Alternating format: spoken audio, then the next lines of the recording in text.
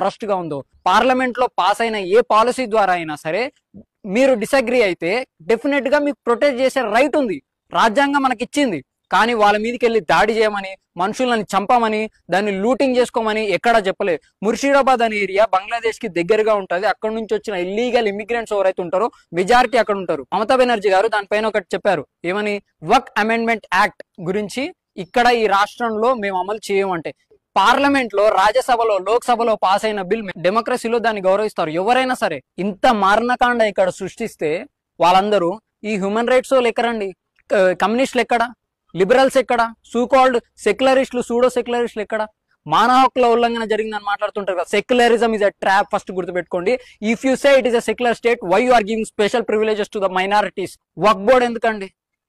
తగ్లిగీ జమాత్ కి special privileges ఎందుకు? వాళ్ళకి ఎందుకు త్రిబుల్ తలాక్ ఉంది? ఎందుకు ఆర్టికల్ 370 ఉంది? స్పెషల్ ప్రివిలేజెస్ ఇస్తున్నప్పుడు నువ్వు సెక్యులర్ స్టేట్ అని మాట్లాడకూడదు. If you want to secular state, please treat everyone as equal. Secularism is a trap.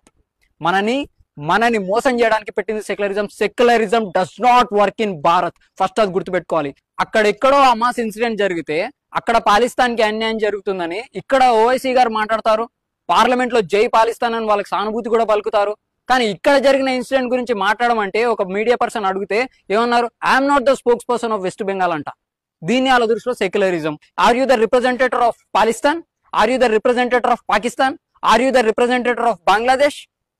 ఇవన్నిటికీ మాట్లాడుతూ కానీ మన దేశంలో జరిగిన వెస్ట్ బెంగాల్లో అయితే పోటీ చేయొచ్చు, ఉత్తరప్రదేశ్ లో అయితే మీరు వెళ్ళి పోటీ చేయొచ్చు, కానీ దాని గురించి ఏమైతే మాట్లాడరా? Arundhati Roy ma'am, where are you? Some of your fans declaring that you are the mother of liberalisation. Where are you ma'am? Please see what's going on Bengal. Prakash Raj గారు ఎక్కడున్నారు సార్? ఇక్కడ ఇంత మారణకాండ సృష్టిస్తున్నప్పుడు మీరు మాట్లాడరా వీళ్ళ గురించి? మీకు హక్కులు అంటే అక్కడ పాకిస్తాన్ ఆల్ ఐస్ ఆన్ రియాస్ అని పెట్టారు, ఇప్పుడు ఆల్ ఐస్ ఆన్ బెంగాల్ అని ఎందుకు పెట్టట్లే? ఆల్ ఐస్ ఆన్ బెంగాల్ అన్నట్టు ఎందుకు పోర్ట్రే చేస్తున్నారు? ఇక్కడ జరిగింది మారణకాండ కాదా?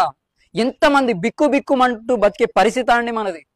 ఎవ్వరు సహించొద్దు. డెమోక్రటిక్ నేషన్ లో మన వాయిస్ ని రేస్ చేయాలి, ఇది ప్రతి ఒక్కరికి తెలియాలి. సెక్యులరిజం అనే ట్రాప్ లో ఎవ్వరు పడ్డా సరే వారిని బయటికి తీసుకురావడానికి ఈ వీడియో ఒక మేల్ కొల్పు అవ్వాలి. మిత్రమా, అందరికి షేర్ చేయండి, ప్రతి ఒక్కరికి షేర్ చేయండి.